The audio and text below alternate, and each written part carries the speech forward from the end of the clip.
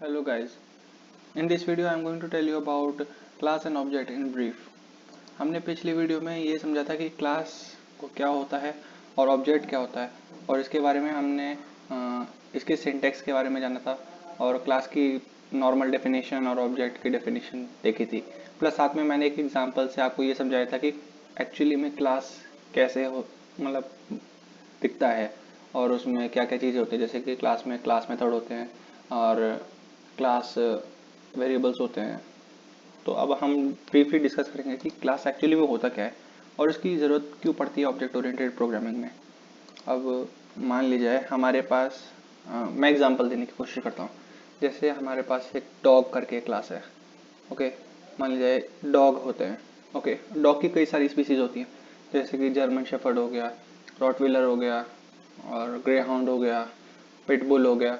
ये सारी डॉग की स्पीशीज़ है। इन सब में कुछ चीज़ें कॉमन है, जैसे कि इन सब के 4 पैर होते हैं, इनकी बॉडी में हेयर्स होते हैं। तो ये इनके एट्रीब्यूट्स हो गए। जैसे कि डॉग्स 4 पैरों पे चलते हैं और डॉग की एक पूंछ होती है, डॉग स्विम भी कर सकते हैं। ये जो चीज़ें हैं ये डॉग की एट्रीब्यूट हो गई। ओके, और कुछ चीज़ें ऐसी होती है कि हर डॉग में स्पेसिफिक होती है। फॉर एग्जांपल जो लैब्राडोर होते हैं वो वाइट कलर के होते हैं और जर्मन शेफर्ड जो होते हैं वो एग्रेसिव डॉग्स में आते हैं। तो ये सब क्या हो गई, ये एक पर्टिकुलर डॉग की यूनिक एट्रीब्यूट हो गई। तो अब इसको अगर हम क्लास एंड ऑब्जेक्ट के टर्म्स में लिखने की कोशिश करेंगे तो इसको कैसे लिखेंगे, तो चलिए देखते हैं। मान लीजिए मैं क्लास बनाता हूँ, क्लास डॉग। ओके, ये हमारी एक क्लास बन गई है डॉग। ओके, और कुछ चीज़ें हमारे डॉग में सेम होती है, जैसे कि उनके लेग्स जो होते हैं वो 4 होते हैं, तो हम लेग्स लिख देंगे legs is equal to 4। Okay, and उनके टेल होती है, tail is equal to yes. Okay, और क्या चीज़ें कॉमन होती है डॉग में, उनके बॉडी में हेयर होते हैं। तो इस चीज़ को मैं एक मेथड में लिख दूंगा बाद में। ओके, तो ये जो चीज़ें हमने लिख दी हैं जो कि सारी डॉग्स में कॉमन होते हैं, ये जो चीज़ें हैं लेग्स और टेल्स, इनको हम बोलेंगे क्लास वेरिएबल। अब ये क्लास वेरिएबल होता क्या है, क्लास वेरिएबल वो वेरिएबल्स होते हैं जो हर ऑब्जेक्ट के लिए सेम होते हैं। अब जैसे मान लीजिए यहाँ पे हमने एक डॉग क्लास बना रखी है, तो इसका जो ऑब्जेक्ट होगा वो होंगे जैसे लैब्राडोर हो गया, जर्मन शेफर्ड हो गया, रॉटविलर हो गया। तो ये डॉग की क्लास में आते हैं। ओके, तो ये जो डॉग्स हैं ये डॉग क्लास के ऑब्जेक्ट हो गए। तो ये जो चीज़ें हैं जैसे ये लिखा है legs is equal to 4, tail is equal to yes, ये क्लास वेरिएबल है। इसका मतलब ये है कि ये हर एक कुत्ते में, हर एक डॉग में कॉमन है। तो ये सारी चीज़ें वो मतलब ये एट्रीब्यूट्स उनमें आ जाएंगे। ओके, अब मान लीजिए हर एक डॉग की एक यूनिक एबिलिटी होती है, यूनिक स्ट्रेंथ होती है। फॉर एग्जांपल जर्मन शेफर्ड जो होते हैं वो एग्रेसिव डॉग्स होते हैं, लेब्राडोर वाइट कलर का फर होता है लेब्राडोर का। तो इसको हम और जैसे फॉर एग्जांपल डॉग का नाम भी एक यूनिक होता है। तो इसमें हम इन चीज़ों को हम एक इनिट फंक्शन में लिखेंगे, def init self self comma name comma age. Okay, तो यहाँ पे मैं लिख देता हूँ नेम कॉमा एज। ओके, ठीक है, सेल्फ डॉट नेम लिख देता हूँ यहाँ पे is equal to name, self dot age is equal to age. Okay, ये हमारा एक इनिट फंक्शन बन गया है। अभी मैं इसका फंक्शन ही बताऊँगा आपको, पहले आप ये कोड देखिए। ओके, इसके बाद मैं एक मेथड बना देता हूँ डेफ डिटेल्स। ओके, ये मेथड क्या करेगा कि उसका नाम और उसके एज को दिखा देगा, प्रिंट कर देगा। तो यहाँ पे लिखता हूँ print self dot name print self dot age. Okay, तो ये चीज़ें हमने लिख दी हैं, ये एक मेथड बन गया है, इसको बोलते हैं हम क्लास मेथड। ओके, यहाँ पे ये जो चीज़ है ये इनिट कंस्ट्रक्टर है। ओके, तो ये चीज़ें हमारे पास आ गई हैं। ओके, अब मान ले जाए मैं एक ऑब्जेक्ट क्रिएट करता हूँ, मान लीजिए लैब्राडोर कलर, मतलब लैब्राडोर करके एक हमारे पास एक डॉग है, इसको लैब से मैं दिखा देता हूँ, लैब। अब हम इस क्लास का एक ऑब्जेक्ट बना रहे हैं, तो यहाँ पे लिखेंगे हम क्लास नेम जो कि है डॉग, ओके। और फिर हम लिखेंगे यहाँ पे नेम और एज, मान लीजिए इस डॉग का नाम है ब्रूनो, ओके, और इसकी एज है 5 इयर्स, ओके।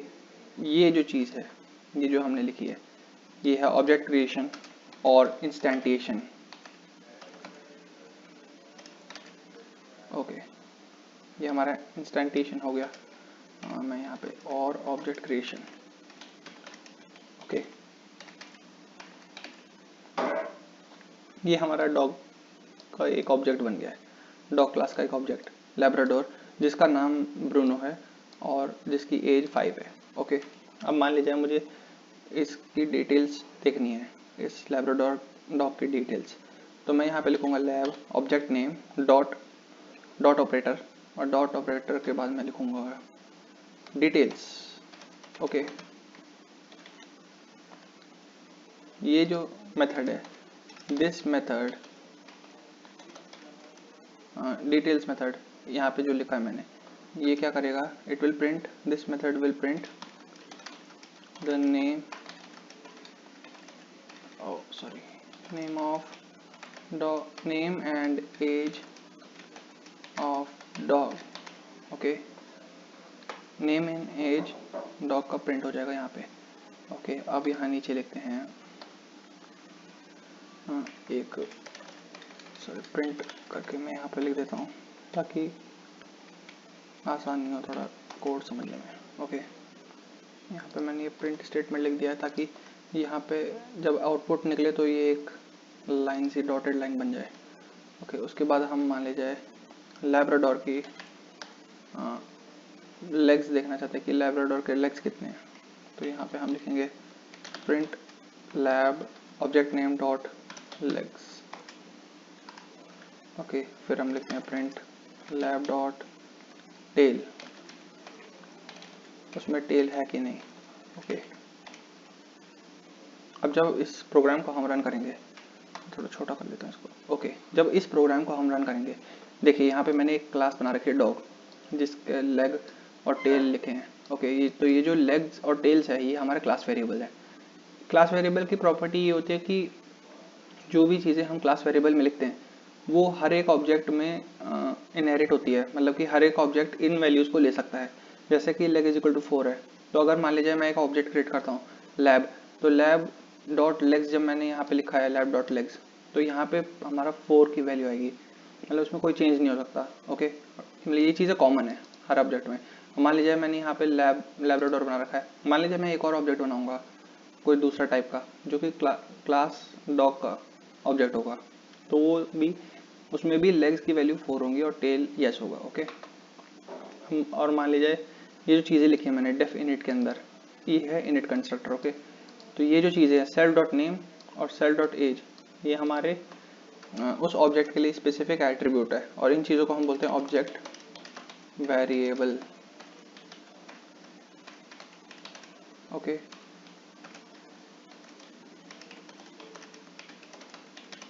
ओके, ये दोनों चीज़ें सेल्फ डॉट नेम और सेल्फ डॉट एज, ये दोनों चीज़ें ऑब्जेक्ट वेरिएबल है। अरे उसमें ध्यान देने वाली बात ये है, जब यहाँ पे इनिट कंस्ट्रक्टर मैंने लिखा है, ये जो इनिट कंस्ट्रक्टर लिखा है, इसके अंदर मैंने 3 पैरामीटर डाल रखे हैं, सेल्फ, नेम और एज, ओके। तो सेल्फ का काम क्या होता है कि सेल्फ का काम होता है ऑब्जेक्ट का रेफरेंस लेना और यहाँ पे पुट करना, ओके। जब मान लीजिए ये प्रोग्राम रन होगा तो इंटरप्रेटर क्या करेगा, सबसे पहले ऑब्जेक्ट देखेगा, फिर ये देखेगा कि ऑब्जेक्ट किस क्लास का है, ऑब्जेक्ट डॉग क्लास का है, ओके। तो क्या होगा कि डॉग क्लास में कंट्रोल फ्लो जाएगा और डॉग क्लास का इनिट फंक्शन कॉल होगा। इनिट फंक्शन जब कॉल होगा तो सेल्फ में लैब्राडोर का लैब ऑब्जेक्ट का रेफरेंस चला जाएगा। इसके बाद क्या होगा कि रेफरेंस जाने के बाद यहाँ पे ये जो ब्रूनो लिखा है तो ये ब्रूनो जो है ये नेम में चले जाएगा और एज में हमारा 5 चले जाएगा। तो यानी कि सेल डॉट नेम हमारा ये जो चीज़ लिखी है नेम, ये वैल्यू आ जाएगी, और सेल डॉट एज हमारे एज आ जाएगा यानी कि 5।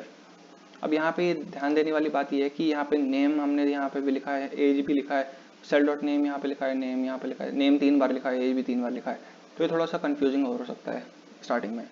लेकिन बाय डिफ़ॉल्ट हमें यहाँ पे पैरामीटर और एट्रीब्यूट का नाम सेम ही रखना चाहिए। अब मान लीजिए जैसे इस प्रोग्राम को रन करते हैं, पहले मैं रन करके दिखा देता हूँ। Invalid syntax details class method, ये क्या हो गया? हाँ, कौन सी लाइन नंबर 9?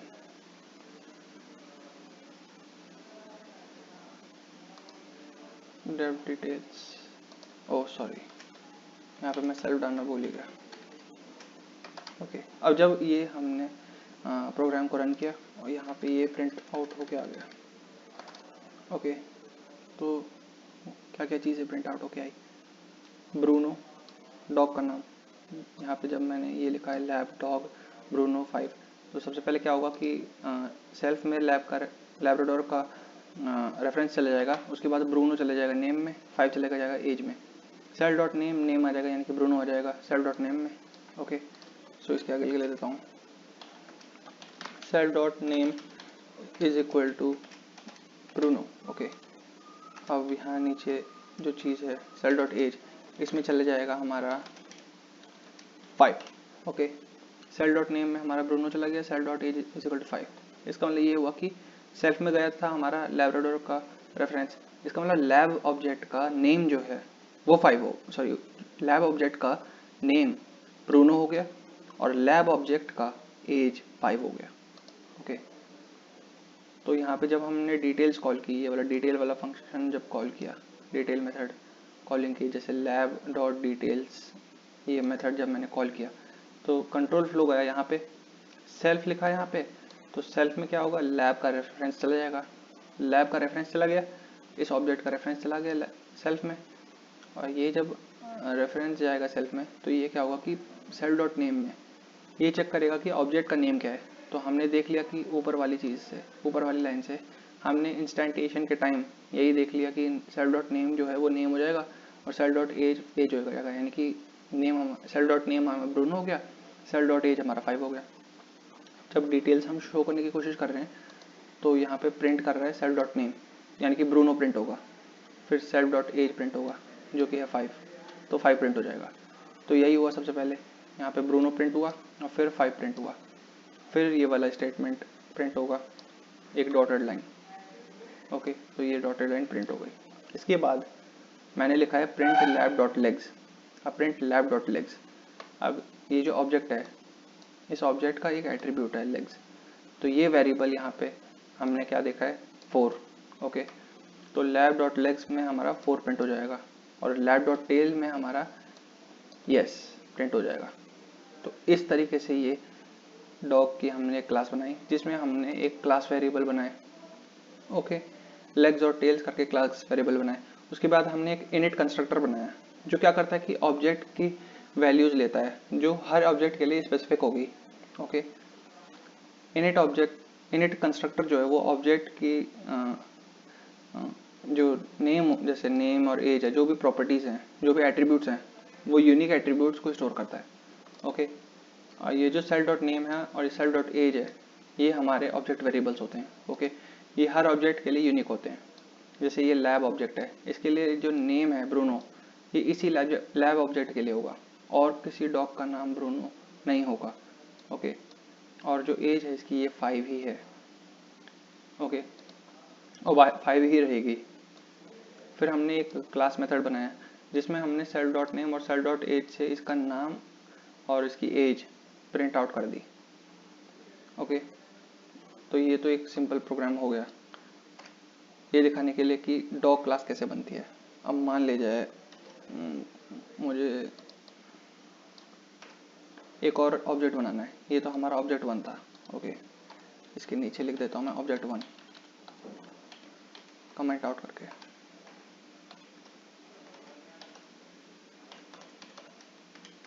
ओके, तो हमारा ये ऑब्जेक्ट 1 है लैब। ओके, अब हम मान लीजिए हम एक और ऑब्जेक्ट बनाते हैं ऑब्जेक्ट 2। अब ऑब्जेक्ट 2 में मान लीजिए हमारे यहाँ जर्मन शेफर्ड GS। ओके, ये भी एक डॉग क्लास का ऑब्जेक्ट होगा क्योंकि जर्मन शेफर्ड एक डॉग है। अब मान लीजिए जर्मन शेफर्ड का नाम है बॉब, ओके, और इसकी एज है 6 ईयर्स ओल्ड। अब जब मैं gs.details लिखूंगा तो इस बार क्या होगा कि यहाँ पे मैं एक प्रिंट स्टेटमेंट डाल देता हूँ ताकि कोड देखने में आसानी हो। ओके, अब जब इस फंक्शन को हम चलाएंगे तो हमारा ब्रूनो 5 प्रिंट हुआ और फिर बॉब 6 प्रिंट हुआ। इसमें हुआ क्या, अब देखिए कंट्रोल फ्लो समझने की कोशिश कीजिए। यहाँ पे लैब जो ऑब्जेक्ट है ये डॉग क्लास का ऑब्जेक्ट है, ओके। तो लैब का रेफरेंस जाएगा सबसे पहले इनिट फंक्शन में। एक बात हमें ध्यान देने वाली बात यह है कि जब भी हम इंस्टेंटेशन करते हैं तो जो भी क्लास है उसका इनिट फंक्शन सबसे पहले चलता है, यानी कि कंट्रोल फ्लो जो है वो इनिट फंक्शन में जाता है। तो जब हमने इंस्टेंटेशन किया लैब का तो इसका रेफरेंस, लैब का रेफरेंस सेल्फ में गया, ब्रूनो गया नेम में, 5 गया एज में। सेल डॉट नेम हमारा ब्रूनो हो गया, सेल डॉट एज हमारा 5 हो गया, ओके। इसके बाद जब हमने लैब डॉट डिटेल्स लिखा, इस मेथड को कॉल किया, तो यहाँ पे डॉट ऑपरेटर यूज़ किया है। तो डॉट ऑपरेटर से पहले हमने क्या लिखा है, लैब। तो इस ऑब्जेक्ट का रेफरेंस जाएगा सेल्फ में, फिर सेल डॉट नेम प्रिंट हो जाएगा यानी कि ब्रूनो प्रिंट हो जाएगा, फिर सेल डॉट एज प्रिंट हो जाएगा यानी कि 5 प्रिंट हो जाएगा। तो यही हुआ, ब्रूनो प्रिंट हो गया और 5 प्रिंट हो गया, ओके। इसके बाद कंट्रोल फ्लो इस स्टेटमेंट में जाएगा, इस प्रिंट स्टेटमेंट में। तो ये डॉटेड लाइन प्रिंट हो गई, ओके। इसके बाद हमने एक दूसरा ऑब्जेक्ट बनाया GS, जो कि डॉग क्लास का ऑब्जेक्ट है। अब क्या होगा कि जब इंस्टेंटेशन होता है तो control flow direct init function में जाता है, ओके। तो GS का रेफरेंस जो है वो सेल्फ में जाएगा, बॉब नेम में जाएगा बॉब, एज में जाएगा 6। तो सेल डॉट नेम हमारा बॉब हो जाएगा, ओके, सॉरी बॉब, ओके। और सेल डॉट एज में हमारा एज चले जाएगा, और यहाँ पे हमने 6 लिखा है तो सेल डॉट एज में हमारा 6 चले जाएगा, ओके। फिर जब ये वाला फंक्शन लिखा है हमने gs डॉट डिटेल्स, तो इस केस में क्या होगा कि डॉट ऑपरेटर से पहले GS है तो GS का रेफरेंस जाएगा सेल्फ में, ओके। और फिर हमारा सेल डॉट नेम प्रिंट हो जाएगा, और सेल डॉट नेम क्या था, बॉब, और सेल डॉट एज क्या था, 6। तो बॉब और 6 प्रिंट होगा और प्रोग्राम एंड हो जाएगा। तो ये था क्लास का डेफिनेशन और क्लास कैसे एक्चुअली में काम करता है। आई होप आपको कुछ चीज़ें समझ आई होगी। Thank you so much, have a nice day.